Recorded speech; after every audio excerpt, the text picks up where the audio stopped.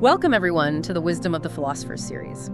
Today, we're venturing into a really compelling, though, unfinished piece by Plato, the Critias. We want you to think of this not just as, some dusty old text, but more like a window, a fascinating glimpse into Plato's thinking. Yeah. About ideal societies, ancient history, maybe even that legend of Atlantis. It really is more than just a story, isn't it? The Critias, well, it was meant to be the second part of a trilogy, following right after the Timaeus. Right, the cosmic one. Exactly. So Plato's moving from the huge scale, the cosmos, humanity's place in it all, to something more grounded. Like, okay, here's an ideal state, now let's see it in action and conflict. It's sort of the historical follow-up to the philosophy. That makes sense. So our mission today, then, is to really unpack the core story in the Critias. The story of ancient Athens clashing or about to clash with this mighty island, Atlantis. Yeah, and we'll look at how Plato paints them both, the characteristics he gives them, the kind of conflict he's setting up. And what we can actually learn from this dialogue, even though it just stops. It does stop abruptly, yeah.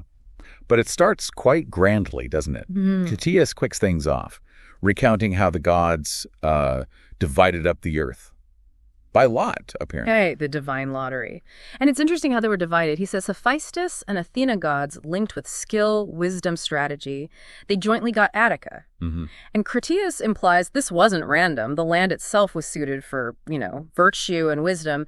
And they populated it with these brave, autochthonous people. Born from the soil itself, that's a powerful image. It is. And then, in contrast... Poseidon gets Atlantis. It's quite a different vibe, isn't it?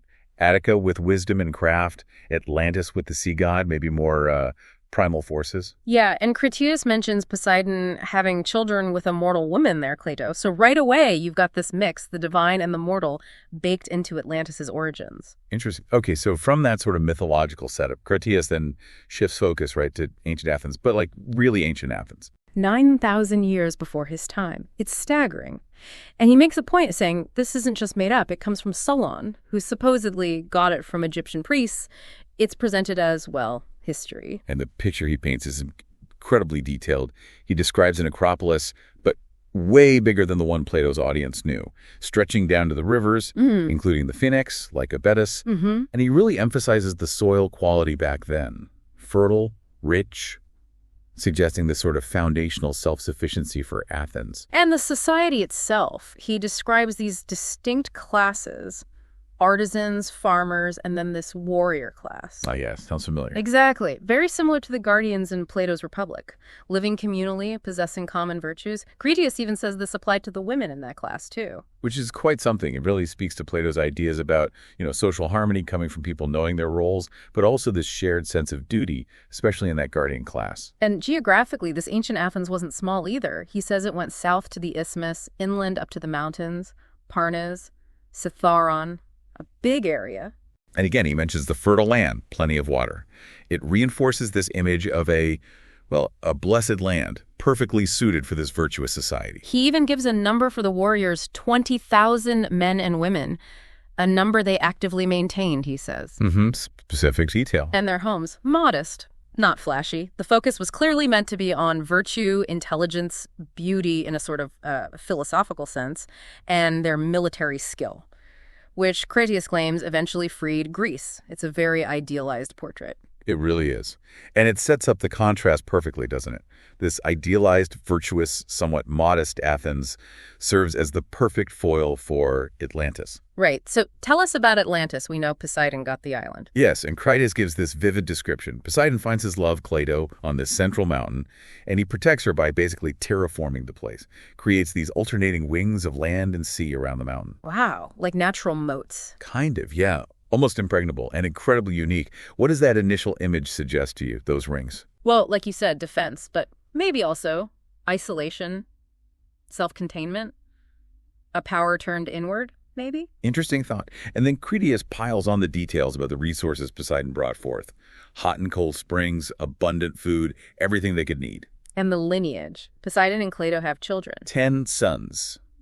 The eldest, Atlas, rules the central island and gives the whole place its name, Atlantis. His brothers rule the other 9 portions, and their kingdom becomes vast, eventually reaching Egypt and Tyrrhenia, according to Critias, a real empire. An empire built on incredible wealth, it sounds like. Oh, absolutely. The description of the resources is just stunning. There's this metal orichalcum. Orichalcum, yeah. What exactly was that supposed to be? Well, Critias describes it as flashing like fire, second only to gold in value. Probably mythical, but it symbolizes immense wealth. Plus, tons of wood for building. Elephants, lots of elephants, minerals, fragrant plants, fertile land. Sounds like a paradise almost, materially anyway. It does. And that sheer abundance, you have to wonder, like, what kind of society does that breed when material needs are just so easily met? Different priorities, maybe. And they clearly knew how to use those resources. The infrastructure he describes is just staggering. Bridges over the sea rings. Connecting the land zones. And a huge canal, 50 stadia long, dug from the outer sea ring right to the central citadel, so ships could sail right in. Incredible. And the walls. Colossal walls. Yeah. Made of different colored stones, white, black, red. Yeah. And then coated. The outer wall with brass, the middle one with tin, and the inner citadel wall coated entirely in orichalcum. Flashing like fire. Imagine seeing that. The scale is meant to just blow you away. Definitely. And the temples were apparently just as magnificent. Huge structures for Plato, for Poseidon himself. Adorned everywhere with gold, silver, ivory, orichalcum. Massive statues, offerings. Again, the sheer opulence. When you compare that level of, well, bling to the modest dwellings described in Athens. It's a stark contrast in values, isn't it? One society focused supposedly on inner virtue, the other on this overwhelming external grandeur. And it wasn't just temples. He mentions elaborate baths, too. Yeah, complex systems of fountains and baths. Separate ones for kings, private citizens, women, even for horses and cattle. Showing a really highly organized, resource-rich society. They even use the runoff water for Poseidon's sacred grove. It's a picture of total mastery over their environment. And surrounding the city. A vast plain, extremely fertile, Critias says, and crisscrossed by this intricate network of canals for irrigation and transport. Agriculture was clearly key to their power. Makes sense. And all this supported a huge military, right? Oh, yeah. A massive force. Each of the 10 districts had to supply forces, war chariots, horses, soldiers, archers, sailors. Critias mentions a fleet of 1,200 warships, its military might on an epic scale. A clear counterpoint to Athens' 20,000. So you have these 10 kings ruling their divisions. How did that work? Well, Critias says their relationships were governed by laws laid down by Poseidon himself, inscribed on a pillar of orichalcum in Poseidon's temple. Back to the orichalcum. Always the orichalcum. And the kings met, apparently every 5 or 6 years, alternating to consult, judge each other on any transgressions of the laws, and perform these rituals, involving sacrificing a bull without using iron tools. Very specific. So a structured system, bound by divine law, at least initially. It sounds like a civilization at its absolute peak. It does. Power, wealth, organization. Yeah. But then, Critias introduces the twist. The beginning at the end. Sort of. He says that for many generations, these Atlanteans actually managed it well. They were virtuous, they obeyed the laws, they respected the gods. Crucially, he says they valued virtue more than their immense riches. So what kept them virtuous initially, do you think, in the middle of all that wealth? That's a great question. Maybe Plato was suggesting that a strong connection to their divine ancestor, Poseidon, and those clear foundational laws, maybe that initially kept the corrupting influence of power and wealth in check. Plausible.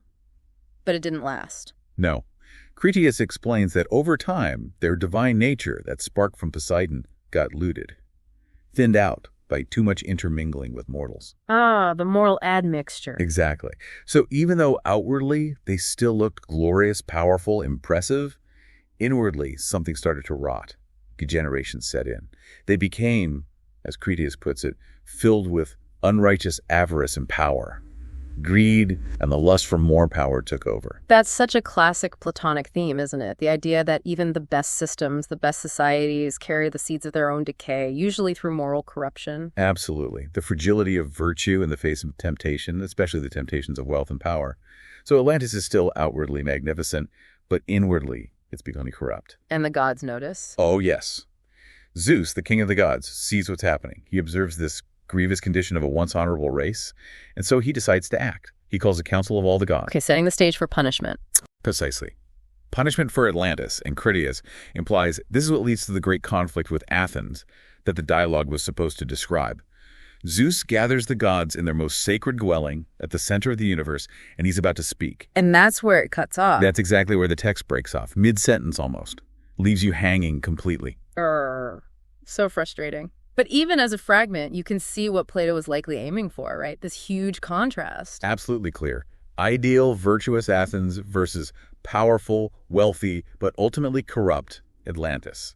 It's a setup for a major philosophical and maybe allegorical point. What do you think the core lesson was meant to be? Well, it seems like a pretty clear cautionary tale about the dangers of excessive wealth, unchecked power, forgetting virtue, the classic dangers that Plato worried about. It champions the strength of that more modest, internally focused, virtue-driven society like his idealized Athens. And maybe it reflected real-world concerns, too. Very likely. People often read it as an allegory for the conflicts Athens itself faced, maybe against Persia, with its immense wealth and perceived barbaric power, or perhaps even looking ahead to powers like Carthage. That struggle between disciplined Hellenic virtue and opulent foreign might. In all that detail, he includes the numbers, the geography, the orichalcum. Even if it's mythical, it gives the story a kind of weight, doesn't it? Especially for an ancient audience. It does. It adds this layer of, well, not exactly realism, but plausibility within its own context. It makes the story feel more substantial than just a simple fable. And grounding it in Solon and the Egyptian priests? Yeah, that's a clever touch. It's an attempt to root the whole thing in some kind of ancient, authoritative tradition. Gives it legitimacy, suggests it's not just Plato's invention, but rediscovered wisdom. So yeah, even unfinished, the Critias gives us so much to think about. Plato's political ideas, how he uses myth and history, his deep concerns about societal decline. Timeless concerns, really. That tension between outward success and inner integrity. It's still incredibly relevant. It really is. Well, on that thought-provoking note, we'll wrap up our look at Plato's Critias for today, here in our Wisdom of the Philosopher series. We really hope you'll take some time to think about the parallels Plato might have been drawing between these ancient powers and his world, or even ours today. Yeah, what can we still learn from Atlantis' implied fall and Athens' supposed strength? Great question. If this discussion has sparked your interest, please do give us a like and subscribe to the channel for more journeys into the wisdom of the philosophers. Don't forget to click that notification bell so you won't miss our next session. And definitely share your thoughts in the comments below. What stood out to you? Any particular aspect of Atlantis or Athens, or the unfinished nature of it all? We'd love to hear from you. We would indeed. Thanks so much for joining us today.